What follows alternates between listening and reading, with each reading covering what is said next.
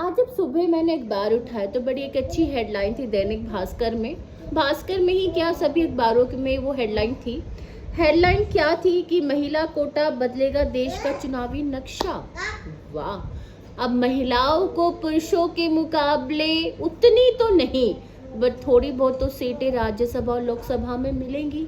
जो हरियाणा में उपचुनाव होंगे उसमें भी परिसमन कमेटी लागू होएगी। अब बात आती है कि प्रीति मैम, परिसमन कमेटी है क्या?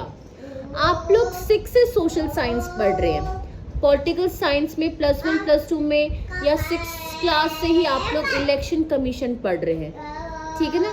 क्या आप लोगों ने कभी सोचा है कि जो हमारे राज्यों की जो सीमा तय होती है या इलेक्शन कमीशन जो हमारे राज्यों की सीटें तय करता है कि कितनी सीटें हरियाणा से लोकसभा में जाएंगी, कितनी सीटें हरियाणा से राज्यसभा में जाएंगी, क्या कभी आप लोगों ने सोचा है? क्या गवर्नमेंट का मन करता है कि नहीं भाई हरियाणा एक ऐसा स्टेट है मैं उसको इतनी सीटें दे देता हूँ, नहीं यार पंजाब थोड़ा डेवलप है मैं उसको इतनी सीटें दे देता हूँ? नहीं, इसका एक कैलकुलेशन इंडेक्स होता है जो हमें दिया है परिसीमन कमेटी ने। आज का जो मेरा ब्लॉग है वो इसी चीज़ के ऊपर है कि परिसीमन कमेटी है क्या। मैंने अपने पिछले ब्लॉग में भी बताया था कि भारत में जनगणना हो रही है और ये जनगणना 2 फेजेस में होगी, 2026 और 2027।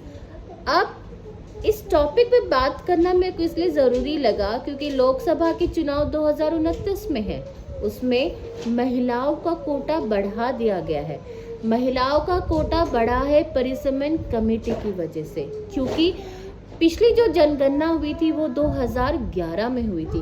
तो क्या 2011 के बाद में क्या किसी भी पर्टिकुलर स्टेट में उतनी ही पुरुष हैं या उतनी ही महिलाएं हैं? क्या उनमें कोई चेंजेस नहीं हुआ है? हुआ है ना। गांव से लोग शहरों में आए हैं। शहर भी तो हमारे पास 3 तरीके के बटे हुए हैं, टायर 1, टायर 2, टायर 3। तो क्या बता कि जो सिटीजन पहले टायर 3 सिटी में था वो टायर 2 में चला गया है? हमें तो नहीं पता ना। हमें क्या पता कि कितने लेबर्स ने पलायन किया है? हमें क्या पता कि किसी जगह पे कितनी महिलाएं शिक्षित हुई हैं? तो क्या इनसे हमारी राज्यसभा और लोकसभा की सीटों पे फर्क पड़ता है? क्या हमारी स्टेट्स की ज्योग्राफी पे फर्क पड़ता है? अरे भाई बहुत ज़्यादा फर्क पड़ता है। इसीलिए हमने एक बहुत इम्पोर्टेंट कमेटी बना रखी है जिसको हम लोग बोलते हैं परिसीमन कमेटी। ओके, तो आज हम परिसीमन कमेटी के बारे में पढ़ेंगे। बीइंग अ कॉमर्स और मैनेजमेंट स्कॉलर मेरा इंटरेस्ट इन सब चीज़ों में भी है क्योंकि मैं भी कभी IAS बनना चाहती थी। जो नहीं सपना पूरा हुआ तो इस माध्यम से मैं अपना सपना पूरा कर रही हूँ। तो सबसे पहले आप परिसीमन का मतलब समझेंगे कि है क्या।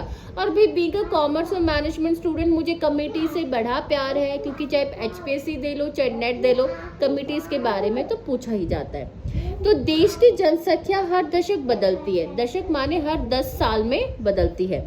शहर बदलते हैं, शहर बढ़ते हैं, गांव सुकड़ जाते हैं, लोग पलायन करते हैं। इसलिए समय समय पर ये तय करना ज़रूरी है कि लोकसभा और राज्यसभा में कुल कितनी सीटें होंगी, हर राज्य की कितनी सीटें मिलेंगी, हर चुनावी क्षेत्र को भौगोलिक सीमा कहाँ कहाँ तक होगी।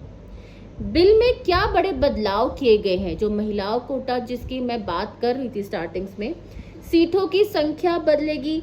जनगणना के मौजूद आंकड़ों से लोकसभा व हर राज्य की विधानसभा में सीटों की कुल संख्या नए सिरे से आएगी, क्योंकि जनसंख्या से हमें ये पता लगेगा कि कितनी महिलाएं हैं और कितने पुरुष हैं। निर्वाचन क्षेत्रों की सीमाएं बदलेंगी। अभी तो जैसे हमारे हरियाणा में 22 डिस्ट्रिक्ट्स हैं, ठीक है, तो इन 22 डिस्ट्रिक्ट्स में अलग अलग म्युनिसिपल कॉर्पोरेशंस भी हैं।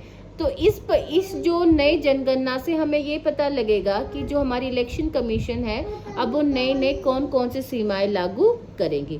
तो परिसीमन आयोग कैसा होगा? तो इसमें आयोग के 3 मुख्य सदस्य होंगे। पहला अध्यक्ष सुप्रीम कोर्ट के वर्तमान व पूर्व जज केंद्र सरकार द्वारा नियुक्त किया जाएगा। 2 सदस्य होंगे, पहला मुख्य चुनाव नियुक्त करेगा और दूसरा संबंधित इलेक्शन चुनाव में अपना बंदा लेके आएगा। संबंधित राज्य का राज्य चुनाव आयुक्त, इसके अलावा सहयोगी सदस्यों में प्रत्येक राज्य के लिए 5 लोकसभा सांसद होंगे, 5 विधानसभा सदस्य होंगे, पर इन्हें मत देने का कोई अधिकार नहीं होगा। महिला आरक्षण पे क्यों इस चीज को लेकर इतना फोकस किया जा रहा है? लोकसभा और हर राज्य की विधानसभा में कुल सीटों का लगभग 1/3 महिलाओं के लिए आरक्षित किया जाता है। ये भी मुझे आज ही पता लगा जब मैं पढ़ रही थी। SC ST महिलाओं के लिए SC ST आरक्षित सीटों के अंदर ही अलग आरक्षण सुनिश्चित किया जाएगा। रेट्रोसेशन महिलाओं के लिए आरक्षित सीटें हर बार अलग अलग निर्वाचन क्षेत्रों में घूमती रहेंगी। मकसद ये है कि सभी को प्रतिनिधित्व का मौका दिया जा सके। SC ST महिला सीटों का रोटेशन SC ST आरक्षित सीटों के भीतर ही होगा। अब परिसमन कमेटी काम कैसे करेगी? जनगणना के मौजूद आंकड़े आधार होंगे। परिसमन आयोग प्रस्ताव तैयार करेगा।